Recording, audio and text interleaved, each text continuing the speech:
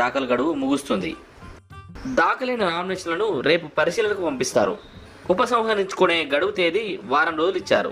ఎన్నికల తేదీ 29 మే ఉదయం 7 గంటల నుండి సాయంత్రం 5 గంటల వరకు పోలింగ్ జరుగుతుంది. అరే నువ్వు కూడా ఏంద్రా న్యూస్ మొత్తం ఇందామంటే నేను ఇస్తలేవు, రిజల్ట్ ఎప్పుడో తెలుసుకుందామంటే. నామినేషన్లు వేసుడు కాలేదు, అప్పుడే రిజల్ట్ కట్టుకుపోయినావారా? సరే కానీ మన ఊళ్ళో ఎవరెవరు పోటీ చేస్తుర్రా? ఇంతకుముందే మాజీ సర్పంచ్ ఇంటికాంచి వస్తున్నా, వాళ్ళు నామినేషన్ వేయడానికి రెడీగా ఉన్నారు. మరి వాళ్ళకి అపోజిట్గా ఇంకెవరు నిలబడుతుర్రా? సత్యాన్న వాళ్ళ పిల్లాన్ని నిలబెడతాడు. నీకు తెలియదా ఈ ముచ్చట? సత్తన్న పిల్లానికి సర్పంచ్ అవడు ఇష్టం లేక అవగారింటికి వీకిందిరా. అవునా? సత్తన్నకు సర్పంచ్ కావాలని మస్తు ఇష్టం ఉండే. అంటే నామినేషన్ ఒక్కరేసిరా? రూపొక్కతేనా? సత్తన్న అసలు కోడు. ఊకోకేం చేస్తారా? ఆయన పిల్లం అలిగి అవగారింటికి పోయా. సత్తన్న ఇంకో పెళ్లి చేసుకునైనా సరే కొత్త పిల్లని